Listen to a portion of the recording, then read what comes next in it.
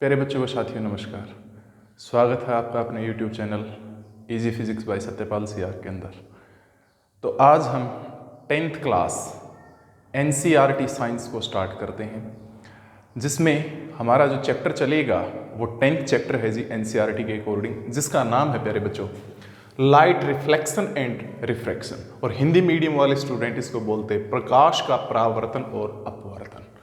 Light को हिंदी में प्रकाश बोलते हैं, रिफ्लेक्शन को परावर्तन बोलते हैं, रिफ्रैक्शन को अपवर्तन बोलते हैं बेटे। तो इस चैप्टर के अंदर हम क्या क्या डिस्कस करने वाले हैं कि लाइट क्या होती है सबसे पहले, दूसरी बात लाइट का रिफ्लेक्शन क्या होता है, लाइट का रिफ्रैक्शन क्या होता है, मिरर्स क्या होते हैं, दर्पण क्या होते हैं, फिर बात करेंगे बेटे मिरर्स कितने प्रकार के होते हैं, कन्वेक्स मिरर क्या है, कनकेव मिरर क्या है, मींस अवतल दर्पण, उत्तल दर्पण ये क्या होते हैं। फिर पढ़ेंगे बेटा जी हमारे पास इनके यूज़ कि रूटीन लाइफ में कहाँ पे इनको यूज़ करते हैं, और एक बड़ा अच्छा फॉर्मूला यहाँ पे आएगा जिसको मिरर फॉर्मूला बोला जाता है इंग्लिश के अंदर, और हिंदी में उसको स्टूडेंट्स बोलते हैं दर्पण सूत्र।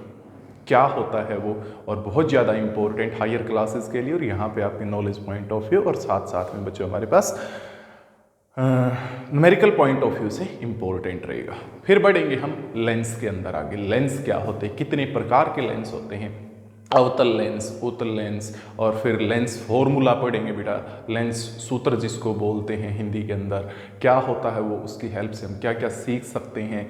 फिर हम चलेंगे डॉक्टर्स के पास, जैसे हमारी आँखों को यदि चश्मे की ज़रूरत हो जाती है, आंखें कमज़ोर हो जाती हैं, भाई नज़दीक का दिखाई नहीं देता या दूर का दिखाई नहीं देता, तो हम डॉक्टर के पास जाते हैं, डॉक्टर से हेल्प लेते हैं, और वो जाते ही आपकी आंखों का चेकअप करता है और बोलता है कि इतने नंबर का चश्मा आपको लगेगा। वो नंबर क्या होता है, किस प्रकार का लेंस आपको प्रेफर किया जाता है, किस प्रकार का लेंस आँखों को दिया जाता है, उत्तल दिया जाता है या फिर अवतल दिया जाता है, तो ये इस चैप्टर के अंदर हम सारा का सारा डिस्कस करेंगे प्यारे बच्चों। बहुत ही इंटरेस्टिंग हमारे पास चैप्टर, क्योंकि सुबह उठते ही नहाते ही आप क्या करते हैं, अपना फेस दर्पण के सामने लेके जाते हैं और देखते हैं क्या ठीक ठाक है या नहीं है, क्योंकि मैं बाहर जा रहा हूँ तो ठीक होना चाहिए। तो वो किस तरीके से इमेज या आपकी जो परछाई है, छाया है, वो किस तरीके से बनती है बेटा हमारे पास मिरर के अंदर। और जब हम कुछ अपने एपिसोड्स देखते हैं टीवी के ऊपर, जैसे बड़ा फेमस एपिसोड है सोनी टीवी पे CID, उसमें एक फोरेंसिक लैब होती है और डॉक्टर सालों के उसमें एक लेंस का यूज़ करके छोटी छोटी चीज़ें होती हैं उनको बड़ा करके देखते हैं। तो वो लेंस यूज़ करते, कौन सा लेंस होता है, किस तरीके से वो काम करता है, किस तरीके से इमेज उसमें बनती है, तो ये सारा डिस्कस करेंगे। रूटीन लाइफ का, डेली लाइफ का सबसे ज़्यादा इम्पोर्टेंट बेटा जी हमारे पास ये चैप्टर है, ठीक है जी। तो 10th क्लास की साइंस के अंदर मैं आपको यहाँ पे फिजिक्स का पोर्शन स्टडी करवाऊंगा प्यारे बच्चों, क्योंकि साइंस को 3 कैटेगरी में डिवाइड किया जाता है। वो कैटेगरी क्या है बेटे, एक होती है केमिस्ट्री जिसको हिंदी में रसायन शास्त्र बोलते हैं, एक होता है जी बायोलॉजी जिसको जीव विज्ञान बोलते हैं, एक होता है बेटा फिजिक्स जिसको भौतिक शास्त्र बोला जाता है। तो मैं यहाँ पे आपको भौतिक शास्त्र के अध्ययन करवाऊंगा अपनी वीडियोस के अंदर, फिजिक्स का पोर्शन लेके चलेंगे, और कंटिन्यूटी में जुड़े रहिए, देखते रहिए, बहुत ही मज़ा आएगा आप लोगों को, आशा है पसंद आएंगे। तो लाइक शेयर सब्सक्राइब जरूर करें साथियों के साथ। तो चलते हैं बेटे, शुरुआत करते हैं हम। लाइट क्या होती है, प्रकाश क्या होता है। तो देखिए जनरली आप किसी कमरे में जाते हैं, कमरे में गए, अंधेरा अगर उस कमरे में है, डार्कनेस है, तो आसपास की चीज़ों को आप नहीं देख पाते। बट यदि उस कमरे में कोई बल्ब है या कोई लाइट जल रही है, तो फिर आप क्या करते हैं, इजीली आसपास की चीज़ों को देख सकते हैं। ऐसे ही दिन में, क्योंकि सूर्य देवता प्रकट होते हैं दिन के अंदर, तो आसपास की चीज़ों को बड़े आराम से आप देख लेते हैं, बट रात में वो गायब हो जाते हैं, ठीक है जी। तो फिर आप आसपास की चीज़ों को देखने का प्रयास यदि करते तो आपको कष्ट महसूस होता है, आपको डिफ़िकल्टी महसूस होती है।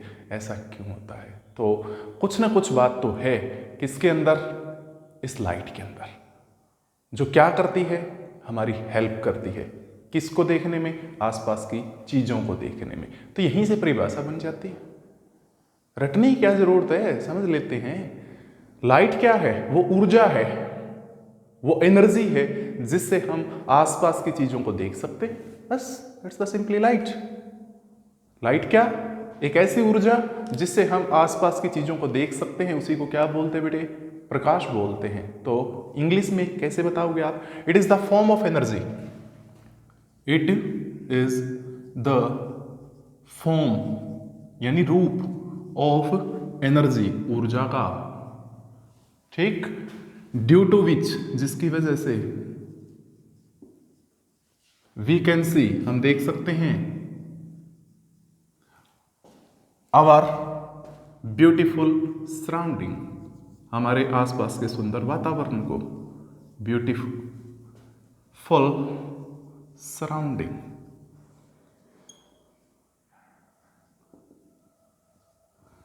यानी बच्चों क्या?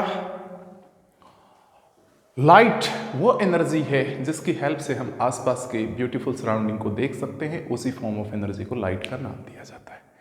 तो आगे बढ़ते हैं जी, हमारे पास सोर्स ऑफ लाइट।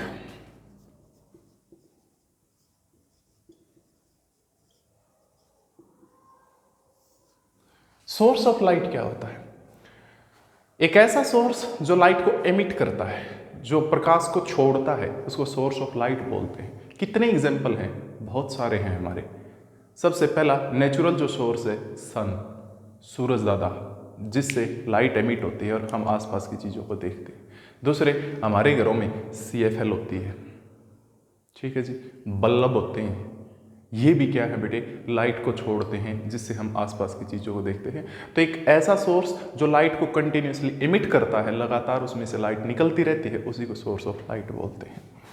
फिर आता है जी next concept, ray of light.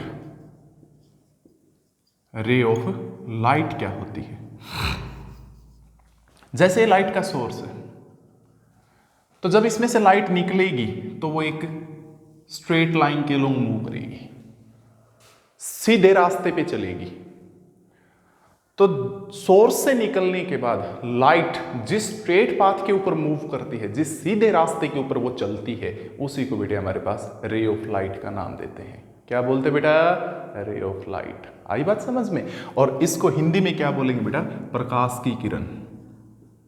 प्रकाश की किरण। तो डेफिनेशन, परिभाषा कैसे देंगे? The straight path, straight path means सीधा रास्ता, straight path along which light moves from the source, from the source. वो सीधा रास्ता जिसके ऊपर लाइट सोर्स से निकलने के बाद चलती है, उसी सीधे रास्ते को बेटे हम क्या बोलते हैं? साइंस में रे ऑफ लाइट बोलते हैं। और हिंदी के अंदर उसको क्या बोलेंगे बेटा? प्रकाश की किरण बोलेंगे। आगे बात समझ में? श्योर? ठीक है जी। इसके बाद है नेक्स्ट हमारे पास एक छोटी सी डेफिनेशन और, पेंसिल ऑफ लाइट क्या होती है? What do you mean by pencil of light? Ray of light के बाद आता है जी pencil of light. Of light, suppose ये सोर्स है और यहां से एक रे ये निकल गई, एक रे लाइट की ये निकल गई, एक ये निकल गई, बहुत कम संख्या इनकी है। तो small collection of rays of light is known as pencil of light. A small collection of rays of light is called pencil of light. Pencil of light.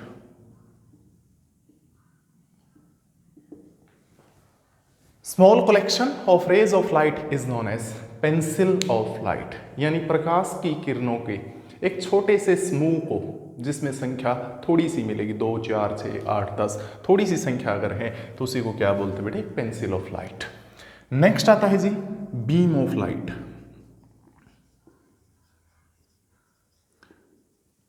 A large collection of rays of light is called beam of light, beam of light. Light का जो source है उसमें से बहुत सारी light rays निकलेंगी और उन्हीं के कलेक्शन को, जो बड़ा कलेक्शन है जिसमें लाखों करोड़ों अरबों बेटा जी हमारे पास लाइट रेज हों, उस लार्ज कलेक्शन को क्या बोला जाता है? बीम ऑफ लाइट बोलते हैं, प्रकाश का पुंज बोलते हैं प्यारे बच्चों हमारे पास। क्योंकि एक सोर्स अगर जनरली है लाइट का तो उसमें से ये नहीं कि एक रे निकली, दो रे निकली, तीन रे, इन अनगिनत लाइट रेज उसमें से कंटिन्यूसली निकलती। जैसे सोर्स है, ये गई इस तरफ, गई इस तरफ, गई इस तरफ, गई इस तरफ, गई इस तरफ, बहुत सारी लाइट रेज कंटिन्यूसली इसमें से निकलती रहती है। तो वो जो लार्ज कलेक्शन होता है रेज ऑफ लाइट का, उसी को क्या बोलते हैं बच्चों? बीम ऑफ लाइट बोलते हैं। तो ये कुछ डेफिनेशन थे हमारे पास। तो अब आगे बढ़ते हैं बच्चों, आगे बढ़ते हैं तो यहां से स्टार्टिंग होती है जी हमारे पास चैप्टर की, जिसमें सबसे पहले पढ़ेंगे रिफ्लेक्शन ऑफ लाइट। बड़े ध्यान से सुनेंगे, बड़ा मजेदार सा आर्टिकल।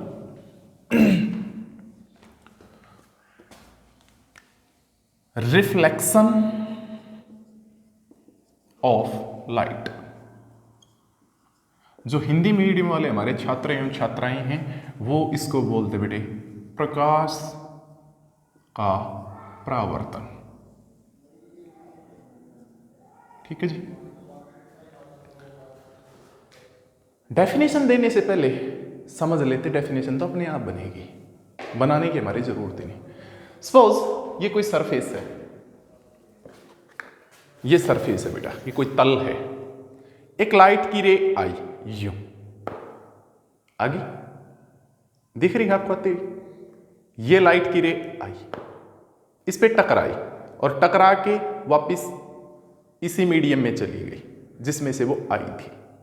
दोबारा देखिए, एक लाइट की रे आई ऊपर से, ऊपर वाले मीडियम से, माध्यम से, यहां टकराई और टकराने के बाद इसी मीडियम में वापस चली गई। This process is known as reflection of light. और हिंदी में क्या बोलेंगे इसको? प्रकाश का परावर्तन। समझे? अब फिगर यहां बनाते हैं। देखिए, जैसे ये वो सरफेस है, यूं ऐसे सरफेस मान लीजिए आप, ये राजी बच्चों,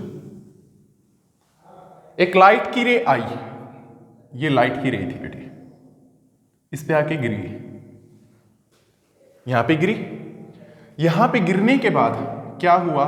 वो टकराई और टकराने के बाद वापस इसी मीडियम में चली गई जिस मीडियम से वो आई थी, जिस माध्यम से वो आई थी। यानी हवा से आई थी, इस पे टकराई और वापस हवा में ही चली गई। एयर से आई थी, इस पे टकराई, एयर में ही चली गई। तो ये जो पूरी प्रोसेस यहां पे हुई है, इसी को क्या नाम देते बेटे? रिफ्लेक्शन ऑफ लाइट बोलते हैं। क्या बोलते प्यारे बच्चों? Reflection of light.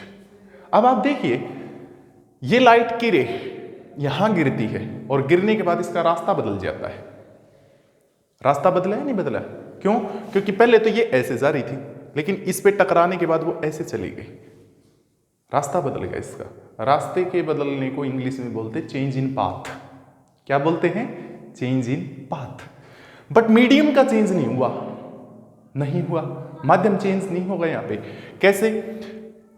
एयर से आई थी, सपोज यहां पे मान लेते एयर है चारों तरफ, एयर से आई थी, इस पे टकराई, वापिस किस में गई?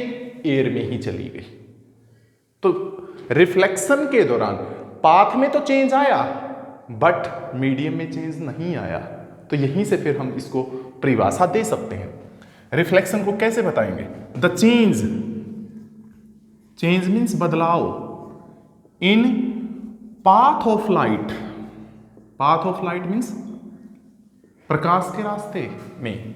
The change in path of light without change in medium, medium is called reflection of light. Reflection of light.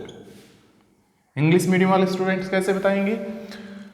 The change in path of light without change in medium of the light is called reflection of light. प्रकाश के रास्ते में बदलाव आए बिना माध्यम के बदलाव के, तो वही प्रक्रिया क्या बोली जाती है बेटे? प्रकाश का परावर्तन बोली जाती है। ठीक है जी। आई थिंक आपकी समझ में आया है। फिर भी कोई क्यूरी है तो पर्सनली इस पे आप व्हाट्सअप करके आप डाउट्स ले सकते हैं। अब यहाँ पे कुछ डेफिनेशंस हैं, कुछ परिभाषाएं हैं बेटा रिफ्लेक्शन से जुड़ी हुई, वो क्या होंगी? देखिए, ये लाइट रे जो गिरती है इसको बोलते बेटा इंसिडेंट लाइट रे। क्या बोलते बेटा? बताना शाबाश। इंसिडेंट लाइट रे। हिंदी मीडियम वाले क्या बोलेंगे इसको?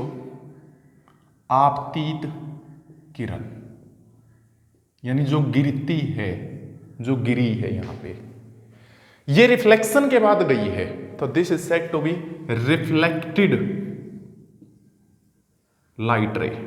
इसको रिफ्लेक्टेड रे या सिंपली रिफ्लेक्टेड लाइट रे बोलते हैं। हिंदी मीडियम वाले क्या बोलेंगे बेटा? इसको परावर्तित किरण, जो परावर्तन के बाद गई। अब एक ऐसी लाइन जो इस पॉइंट पे सरफेस के साथ 90 डिग्री का एंगल बनाती है, ये वो लाइन है जो इस बिंदु पे जहां से रिफ्लेक्शन होता है सरफेस के साथ कितना एंगल बना रही बेटा? 90 का। इसको बोलते हैं नॉर्मल इंग्लिश में, और हिंदी में इसी को क्या बोलते बेटा? अभिलंब। कैसे समझोगे? जैसे ये सरफेस है, ये लाइट की रे गिरती है, इंसिडेंट, ये रिफ्लेक्शन के बाद चली जाती है, रिफ्लेक्टेड, और ये वो लाइन है जो इस बिंदु पे सरफेस के साथ कितना एंगल बनाते बेटा? 90 डिग्री। देखिए बेटा कितना बना हुआ है, सरफेस के साथ लाइट रे ने कितना एंगल बनाया? 90 का, तो ये नॉर्मल बोला जाता है। हिंदी में इसको क्या बोलेंगे बेटा? अभिलंब। फिगर से एक बात दिखाई दे रही होगी आपको, क्या? इस इंसिडेंट लाइट रे ने नॉर्मल के साथ एक एंगल बनाया हुआ है, ये कौन बना रखा है ना बेटा? इसको एंगल आई से डिनोट किया जाता है और बोलते क्या है? This is said to be angle of incidence. Angle of incidence. Hindi में क्या बोलेंगे इसको? आपतन कोण। आपतन कोण। एज इट इज पैटर्न पे जो रिफ्लेक्टेड लाइट है उसने यहां पे एक एंगल बनाया हुआ है नॉर्मल के साथ। ठीक है बच्चों, इसको एंगल आर से लिखते हैं हम, और ये एंगल आर क्या बोला जाता है बेटे? That is said to be angle of reflection. Hindi medium वाले स्टूडेंट्स इसको बोलेंगे परावर्तन कोण। समझ में आ रहा है बेटा? दोनों की हेल्प होगी यहां पे, हिंदी और इंग्लिश स्टूडेंट्स की। तो जितना इंसिडेंट लाइट रे ने नॉर्मल के साथ एंगल बनाया, एंगल ऑफ इंसिडेंस है, और जितना रिफ्लेक्टेड रे ने नॉर्मल के साथ एंगल बनाया वो एंगल ऑफ रिफ्लेक्शन है जी हमारे पास। अब यहां पे दो रिफ्लेक्शन के लॉज हैं, नियम बहुत ही important. Laws of reflection, laws of reflection, दो नियम है बेटा यहां पे रिफ्लेक्शन होने के, और वो नियम क्या क्या है देखते हैं। लॉज ऑफ रिफ्लेक्शन, हिंदी में क्या बोलेंगे बेटा इसको? परावर्तन के नियम। क्या बोलेंगे बेटा?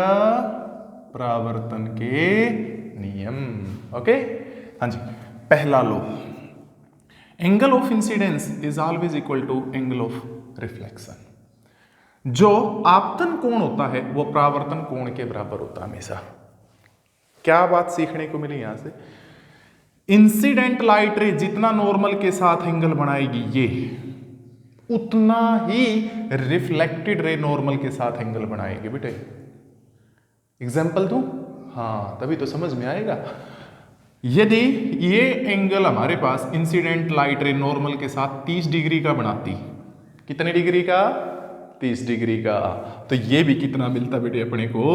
30 डिग्री का ही मिलता जी। ये पहला नियम है।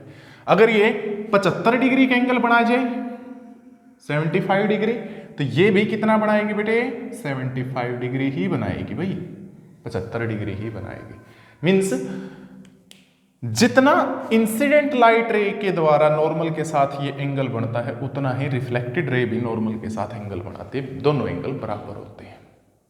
ओके, अब यहां से दूसरा नियम हम स्टडी करते हैं। ये कहता है रिफ्लेक्टेड रे, दूसरा जो नियम है वो क्या कहता है, reflected ray, incident ray and normal all lie in the same plane।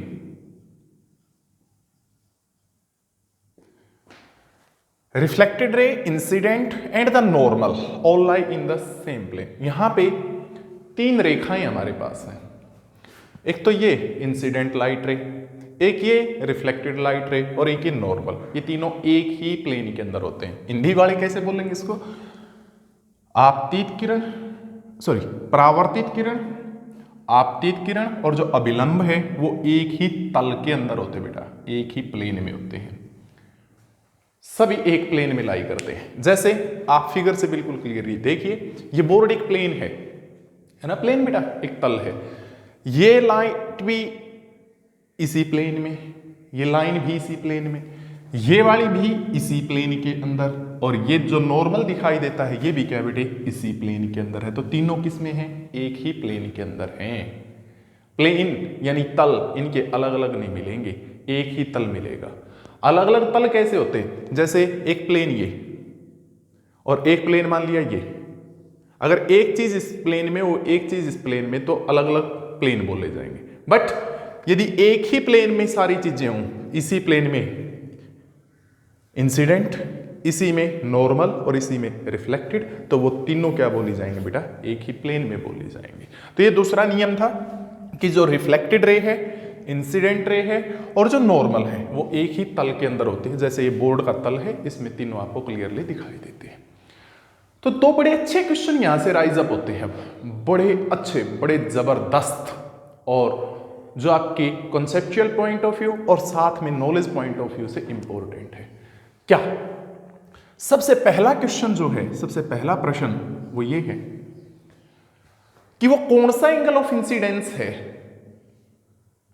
कौन सा एंगल ऑफ इंसिडेंस है जिसमें इंसिडेंट लाइट रे और ये रिफ्लेक्टेड लाइट रे आपस में एक दूसरे के परपेंडिकुलर होंगे।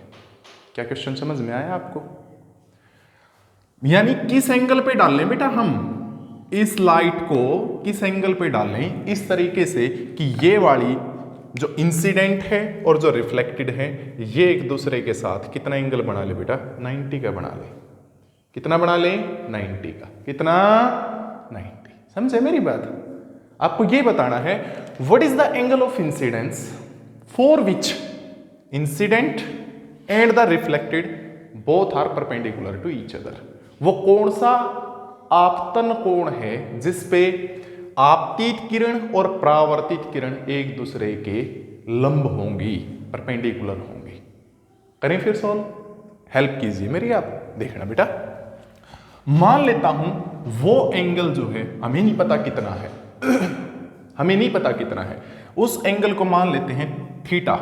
क्या मान लेते हैं हम, थीटा। एक ग्रीक लेटर होता है बेटा थीटा, ट्रिग्नोमेट्री में आप इसको यूज करोगे बार बार। जो एंगल मैंने यहां पे लिया जिसके ऊपर ये लाइट गिरा दी वो मान लेता हूं थीटा है।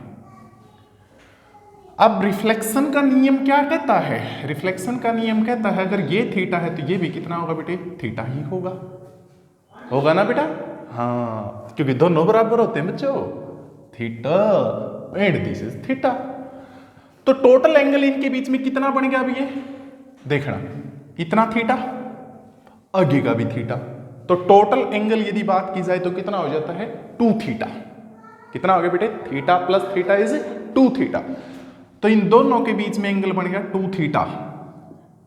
और अकॉर्डिंग टू क्वेश्चन ये कितना होना चाहिए, 90 डिग्री। कितना होना चाहिए बेटा, 90 डिग्री। Very good. तभी तो ये आपस में परपेंडिकुलर होंगी, ये वाली और ये वाली, तभी तो आपस में परपेंडिकुलर होंगी जब इनके बीच का टोटल एंगल कितना हो, 90 डिग्री। तो 2 थीटा 90 है, तो थीटा की वैल्यू निकालनी, ये 2 डिवाइड में चला गया, 90 डिग्री बाई 2। 90 को जब 2 से डिवाइड कर दें तो कितना आ जाएगा बच्चों, 45 डिग्री। आ गया ना बेटा। तो इसलिए जब एंगल ऑफ इंसिडेंस थीटा यदि किसके बराबर हो जाए, 45 डिग्री के बराबर होगा, तो उस समय इंसिडेंट लाइट रे और रिफ्लेक्टेड लाइट रे दोनों क्या होंगे बेटे, एक दूसरे के नॉर्मल होंगे, परपेंडिकुलर होंगे एक दूसरे के। समझ गए बात को? पहला सबसे अच्छा क्वेश्चन। दूसरा क्वेश्चन उसको दो तरीके से हम स्टेटमेंट दे सकते हैं उसकी। पहला उसकी जो स्टेटमेंट है दूसरे क्वेश्चन की वो ये, what is angle of incidence, angle of incidence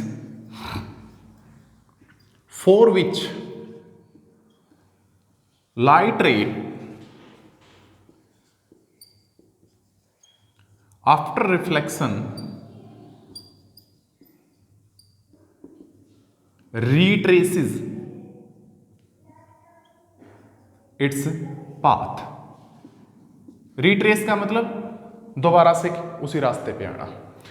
वो कौन सा एंगल ऑफ इंसिडेंस है जिस पे यदि लाइट को डालें तो डालने के बाद रिफ्लेक्शन के पश्चात वो उसी रास्ते पे वापस आ जाए। ऐसा कौन सा एंगल ऑफ इंसिडेंस है जिस पे अगर लाइट को डाल दें तो रिफ्लेक्शन के बाद उसी रास्ते पे वो वापस आएगी। या दूसरा इसी को ये कह सकते हैं, इसी की स्टेटमेंट दूसरी second, what is angle of incidence when light is incident normally. जवाब एक ही है इन दोनों का जी। दूसरा क्वेश्चन या दूसरी स्टेटमेंट इसी की क्या, कि एंगल ऑफ इंसिडेंस क्या होगा जब लाइट को नॉर्मली डालें, यानी आपतन कोण क्या है जब लाइट को अभिलंब के साथ में डालते हैं। जैसे ये था जी वो नॉर्मल, ठीक बात है बेटे। अगर आप इसके अलोंग लाइट को डालेंगे, ये नॉर्मल, और आपने जो लाइट डाली वो यूं ही डाल दी, तो देखना बेटा ये नॉर्मल था हमारा और लाइट भी इसी पे डाल दी हमने यूं, तो दोनों ये लाइन और ये लाइन आपस में कितना एंगल बना रही है बताना बच्चे, कितना बना रही है, जीरो। कितना बना रही है बेटे, जीरो, क्योंकि ये नॉर्मल लाइट हमने यूं डाल दी, तो ये तो एक ही लाइन होगी, एक ही लाइन होगी, तो बेटा एंगल कितना बनेगा, जीरो। तो एंगल ऑफ इंसिडेंस कितना आ गया, जीरो। जवाब मिल गया हमारे को, क्या मिल गया, जवाब। नॉर्मली जब डालोगे तो एंगल ऑफ इंसिडेंस जीरो रहेगा। अब अगर एंगल ऑफ इंसिडेंस जीरो तो एंगल ऑफ रिफ्लेक्शन क्या रहेगा, फिर वो भी जीरो। मैं नहीं कहता भाई, ये कहता है। आगे नहीं बात समझ में? तो एंगल ऑफ रिफ्लेक्शन भी जीरो। अब एंगल ऑफ रिफ्लेक्शन जीरो, इससे क्या हुआ, इससे तो ये हुआ कि ये लाइट की रे जो रिफ्लेक्शन के बाद इस तरफ जा रही थी वो यूं नहीं गई, वो इसी रास्ते से वापस चली गई, क्योंकि नॉर्मल के अलोंग ही वापस अगर वो जाएगी तभी तो कोण कितना बनेगा, जीरो।